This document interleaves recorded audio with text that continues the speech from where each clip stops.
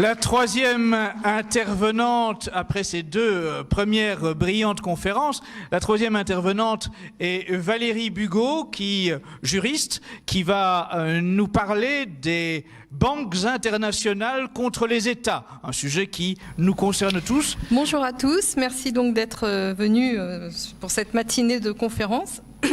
C'est difficile de passer après Marion et Virginie. Néanmoins, je voulais faire une petite remarque liminaire avant de commencer mon exposé sur davantage la monnaie d'ailleurs que les banques internationales. La remarque liminaire est la suivante, c'est que mes propres travaux, moi j'ai commencé en tant que juriste, mes propres travaux m'ont amené exactement au même constat que ceux que Marion et Virginie ont fait, s'agissant de la sémantique, du problème du langage et du sens des mots qui ont été divertis de leur sens initial, qui fait qu'il n'est plus possible aujourd'hui de communiquer de façon sereine, puisque quand vous communiquez avec un vocabulaire particulier, la personne qui reçoit votre vocabulaire, qui reçoit le mot en face, ne l'interprète pas, ne le perçoit pas de la même façon.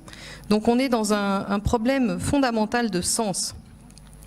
Et deuxièmement, la deuxième remarque qui correspond parfaitement au continuum de ce que Marion et Virginie ont dit, c'est l'ordre naturel. En effet, les institutions auxquelles nous avons affaire aujourd'hui et qui ont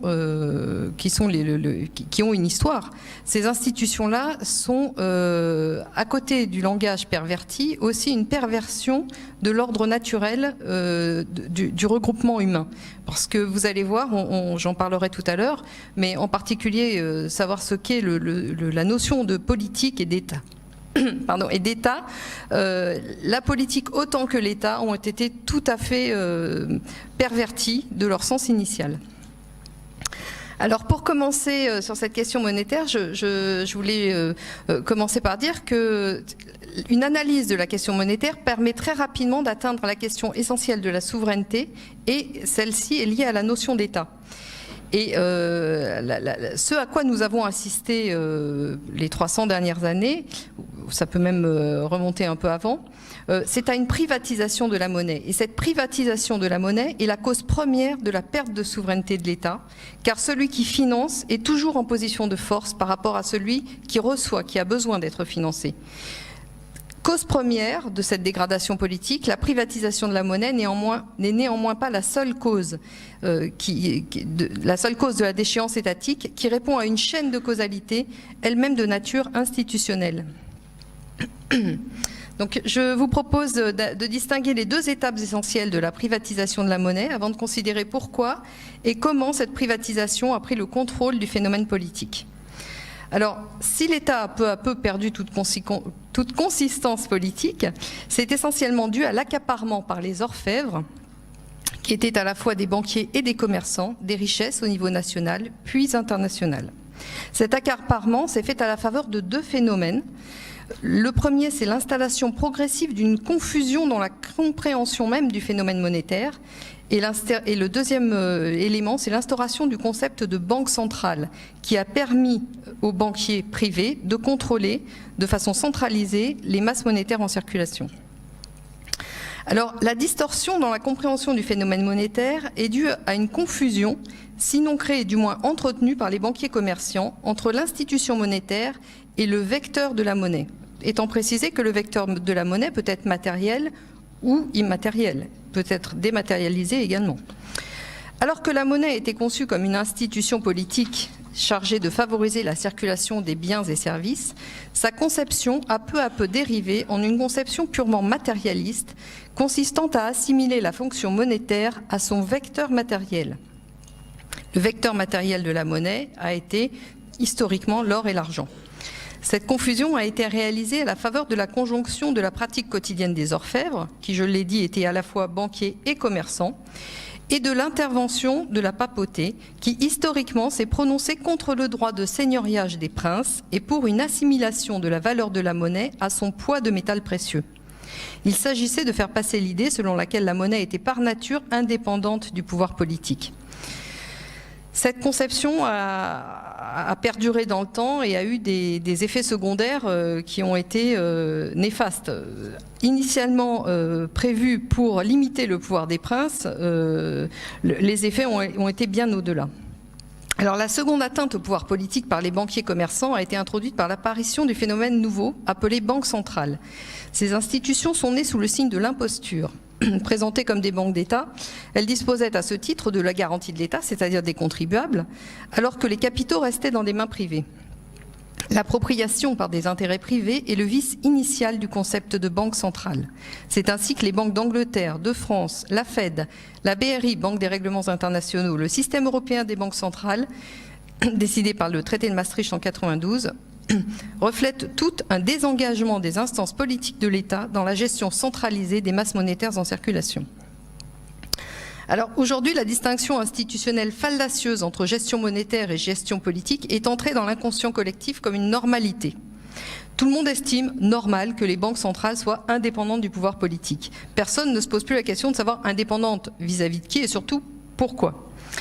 Dès que vous évoquez le problème politique généré par l'indépendance de la Banque centrale vis-à-vis du gouvernement, les âmes qui se croient éclairées vous répondent immanquablement. Souvenez-vous de Weimar. Mais à la vérité, cet épisode de l'hyperinflation de Weimar est une mauvaise réponse, car cette hyperinflation a été le résultat elle-même d'une politique sous domination capitalistique. D'autres rétorqueront que la Banque de France a été nationalisée. Mais là encore, il faut s'entendre sur les termes. Que signifie réellement une banque nationalisée par un État lui-même totalement dépendant des principaux propriétaires de capitaux? Alors, la monnaie, par essence, est l'apanage de la souveraineté. Parce que pour avoir les moyens d'exercer sa mission, un gouvernement doit disposer intégralement des moyens monétaires. Ainsi, Napoléon lui-même reconnaissait que la main qui donne est au-dessus de celle qui reçoit. Il y connaissait quelque chose parce que c'est Napoléon lui-même qui a instauré la Banque de France. Lorsque la gestion monétaire échappe au gouvernement, celui-ci est soumis par construction à la volonté de ceux qui détiennent la monnaie, qui peuvent lui imposer des contreparties personnelles ou collectives en échange de son soutien monétaire. Mais plus grave, l'histoire nous apprend que ceux qui contrôlent la monnaie prennent aussi le contrôle des institutions étatiques, essentiellement au moyen de la corruption, qu'il est aujourd'hui de bon ton d'appeler lobbying et qui domine toute activité législative. Ce phénomène avait été parfaitement anticipé par le premier grand banquier moderne, Mayer Amschel Rothschild, qui s'est clairement prononcé comme suit : « Donnez-moi le contrôle de la monnaie d'une nation et je me moque de qui fait les lois ». Il est intéressant de constater que l'accroissement du pouvoir des banquiers commerçants est allé historiquement de pair avec la perte de substance du concept politique et la captation du pouvoir qui l'accompagne par des intérêts privés. La séparation du pouvoir et le parlementarisme ont été les éléments institutionnels permettant la future domination du fait économique sur le fait politique. En effet, par souveraineté étatique, il faut maintenant définir les mots. La souveraineté étatique, c'est la capacité plénière pour un État, matérialisé par un gouvernement, de rendre justice, ce qui suppose la maîtrise des lois qui s'appliquent sur son territoire et la capacité d'assurer la sécurité intérieure et extérieure du groupe formé par ses ressortissants. Il faut comprendre qu'un État est par hypothèse une émanation institutionnelle de ses ressortissants, une sorte de mandataire chargé de mettre en œuvre le mieux possible l'intérêt commun à tous ses habitants. Ainsi conçus, les représentants de l'État sont responsables, c'est-à-dire qu'ils peuvent être sanctionnés s'ils sont pris en grave défaut, c'est-à-dire essentiellement s'il est avéré qu'ils n'ont pas mis en œuvre l'intérêt commun des ressortissants, mais ont au contraire privilégié certains intérêts particuliers de façon plus ou moins systématique. Or, depuis l'instauration de la séparation des pouvoirs, assortie du système parlementaire, la situation politique se présente de la manière suivante. Le gouvernement est formellement dépourvu de toute autorité politique, car le principe de séparation des pouvoirs lui a officiellement retiré les attributs législatifs et judiciaires.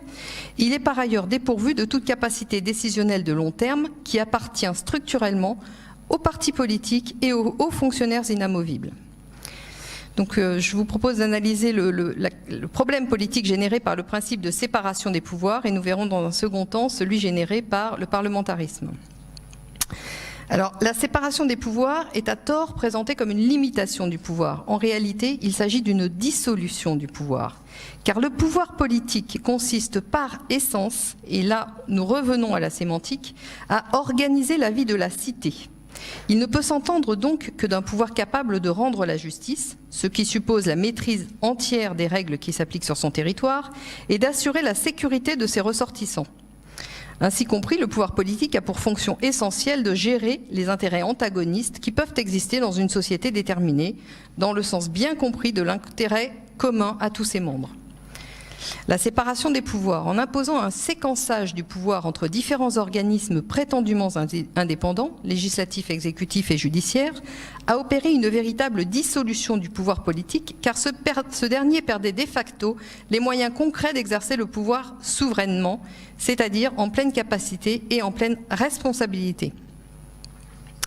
Ainsi dissous, le pouvoir devient un ersatz de pouvoir, il est une entité apparente qui a perdu les attributs du véritable pouvoir. L'État a perdu, dans les faits, toute autorité sur ses décisions. Puisque le pouvoir réel n'est plus conforme au pouvoir apparent, il n'y a donc plus moyen pour les populations vivant sous son joug de l'atteindre réellement et de le sanctionner. La séparation des pouvoirs a ainsi été le principal artisan de la disparition du lien juridique entre pouvoir et responsabilité. Nous retrouvons ici la méthodologie de l'asymétrie, qui est clairement utilisée de tout temps par les banquiers pour atteindre leur résultat, qui est la prise du pouvoir total. C'est précisément par l'organisation de l'asymétrie entre la détention d'informations que les principaux banquiers ont fait leur richesse. C'est également par la mise en place de l'asymétrie entre pouvoir et responsabilité, autrement dit par la mise en place d'une dichotomie entre pouvoir apparent et pouvoir réel, qu'ils ont assuré leur impunité politique. La nature ayant horreur du vide, la dissolution institutionnellement programmée du pouvoir politique réel s'est accompagnée de l'émergence dans l'ombre d'un autre pouvoir, c'est-à-dire d'un autre acteur ayant la capacité de décider pour tous, le pouvoir économique, celui dont disposent les principaux détenteurs de capitaux.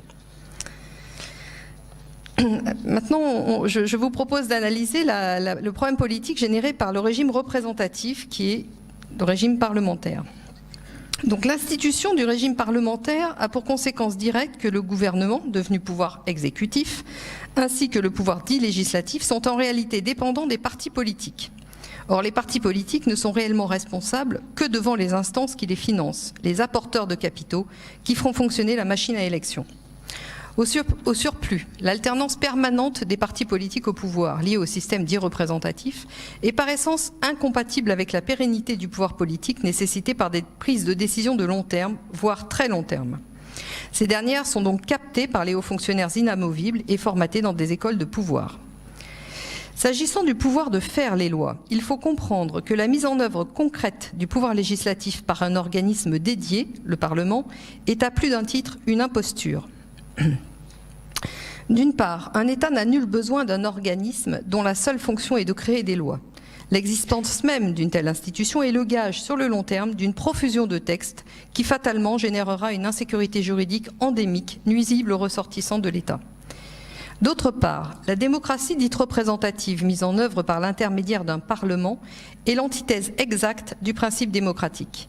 En effet, les élus du peuple se voient accorder à chaque élection un blanc-seing total leur permettant de voter sur tout type de sujet, de n'importe quelle façon. Il n'existe aucun contrôle populaire a posteriori, à l'exception du tout ou rien, consistant à ne pas reconduire l'élu à la prochaine élection. Or justement, apparaît ici une seconde supercherie, celle consistant à laisser croire que le peuple vote pour l'élu de son choix. Rien n'est plus faux. Les élus sont proposés à l'élection par des partis politiques et les électeurs n'ont d'autre choix au niveau national que de voter pour des candidats présélectionnés. On en a eu l'expérience avec la dernière élection du président de la République. C'est justement à cette occasion, enfin on en a des exemples tout le temps à vrai dire, mais là c'était particulièrement flagrant. C'est justement à cette occasion qu'apparaît le véritable pouvoir, celui que les partis politiques respectent, le pouvoir de l'argent qui permet aux dits partis, qui sont les armes de conquête du pouvoir politique formel, de financer les perpétuelles élections qui les maintiendront au pouvoir. Par le blanc-seing général donné à des représentants sans aucun contrôle politique a priori et sans aucun contrôle technique a posteriori, le parlementarisme d'origine anglaise n'est structurellement pas de nature à assurer que la prise de décision politique sera conforme au bien commun, c'est-à-dire à l'intérêt commun, le plus petit dénominateur commun des ressortissants de l'État. En revanche, le parlementarisme dit représentatif est parfaitement adapté à la captation du pouvoir politique par la caste des dominants économiques. Le régime parlementaire de type représentatif a, via l'institution des partis politiques, pour effet direct de faire prévaloir l'intérêt privé sur l'intérêt commun. Autrement dit, contrairement à la définition politique de l'État et de la politique, le parlementarisme a pour effet de confier la gestion politique d'un territoire au pouvoir économique, lequel a pour seul objectif d'assurer la prééminence de ses propres intérêts. L'État, capté par des intérêts privés, est substantiellement inapte à mettre en œuvre le principe d'autodétermination interne des peuples, alors pourtant que ce principe a été proclamé par les instances internationales sur l'initiative des pays occidentaux autoproclamés démocratiques. Il faut ici se rappeler que les États ayant produit ce principe avaient eux-mêmes perdu toute consistance politique réelle. Ce principe d'autodétermination des peuples, qui suppose une autodétermination interne et externe, est reconnu comme un principe fondamental du droit international. Ce principe, qui a la nature juridique d'une proclamation, déclaration d'intention à valeur dite universelle, a eu pour objectif officiel d'accompagner ce qu'il est convenu d'appeler la décolonisation. Mais en réalité, la décolonisation dont il est question a été largement fictive, car la décolonisation politique s'est en réalité transformée en colonisation financière, qui met les peuples sous la dépendance non pas d'autres peuples, mais bien des grands propriétaires de capitaux.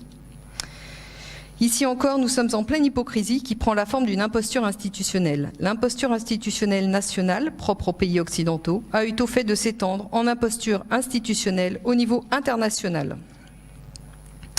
En conclusion, les démocraties occidentales sont en réalité des impostures institutionnelles fondées sur l'irresponsabilité des décideurs réels, garantissant une impunité totale aux tireurs de ficelles, les tenanciers du pouvoir économique. Le régime parlementaire, allié au principe de séparation des pouvoirs tel que nous le connaissons depuis la Révolution de 1789, est structurellement inapte à mettre en œuvre le principe d'autodétermination des peuples. Ajoutons à des fins d'exhaustivité qu'une constitution n'est en aucune façon une garantie démocratique. Tout au contraire, en ce qu'elle est l'apanage incontournable de la séparation des pouvoirs, la présence d'une constitution est au contraire le signe de la dépendance du pouvoir politique apparent au pouvoir économique caché, mais bien réel. Pour bien comprendre l'imposture universelle sous laquelle nous vivons, il faut absolument, impérativement, revenir aux fondamentaux de l'organisation sociale. Nous ne comprenons aujourd'hui l'État et l'institution politique que comme des rouages indépendants organisés autour de la fameuse séparation des pouvoirs et reliés entre eux par une constitution. La Constitution est ainsi l'indispensable compagnon de la séparation des pouvoirs, de la même façon que les partis politiques sont les inséparables compagnons du principe parlementaire, lui-même issu de la séparation des pouvoirs. Or, cette présentation du phénomène politique, unanimement décrit comme démocratique, est tout sauf fallacieuse. Ainsi compris, le pouvoir politique échoit désormais en catimini aux tenanciers du pouvoir économique. Alors que le pouvoir politique apparent ne rend réellement de compte qu'à ses créanciers, il devient en réalité politiquement irresponsable devant ses ressortissants. Au surplus, les mauvaises décisions politiques de long terme, prises à un moment donné, ne peuvent plus être sanctionnées puisque les instances apparentes qui les ont prises ont depuis longtemps été remplacées. La vacance de la responsabilité politique n'a pas été comblée par une responsabilité des détenteurs du fait économique, puisque ce pouvoir bien réel reste néanmoins caché. Les détenteurs du pouvoir économique, qui sont l'autorité politique réelle, n'endossent aucune responsabilité politique. Nous assistons donc à une augmentation du pouvoir dévolu à des instances cachées, ainsi qu'à une disparition de la responsabilité politique afférente au pouvoir. Voilà précisément où se situe le niveau de démocratie de nos régimes politiques. L'imposture politique sert de paravent à la concentration des pouvoirs et à l'irresponsabilité politique érigée en principe de gouvernement. Aujourd'hui, en raison du fait que les tenants du système économique, c'est-à-dire les principaux propriétaires de capitaux, ont pris le contrôle des institutions étatiques autant que des institutions internationales, on assiste à une complète subversion de l'État, lequel est devenu le mandataire du fait économique, c'est-à-dire des intérêts privés des principaux propriétaires de capitaux. Aussi, il faut bien comprendre que l'État tel qu'il est devenu n'est plus un État souverain et que la forme apparente d'État n'est pas sous-tendue par une quelconque réalité politique. En matière d'État, nous sommes dans un ordre sémantique purement formel, c'est-à-dire dépourvu de tout sens et dans l'organisation d'images ne correspondant pas à la réalité. Une telle organisation politique est au contraire à l'exact opposé de la mise en œuvre du principe démocratique et du droit à l'autodétermination des peuples.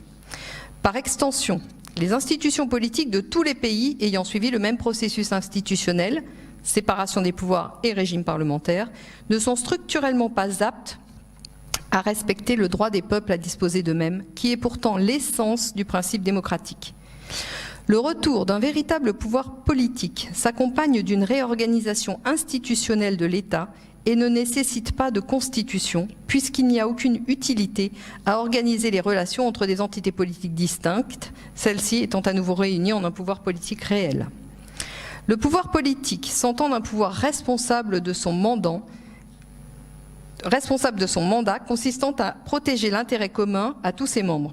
Le pouvoir politique est responsable de son mandat et le mandat, c'est protéger l'intérêt commun à tous ses membres.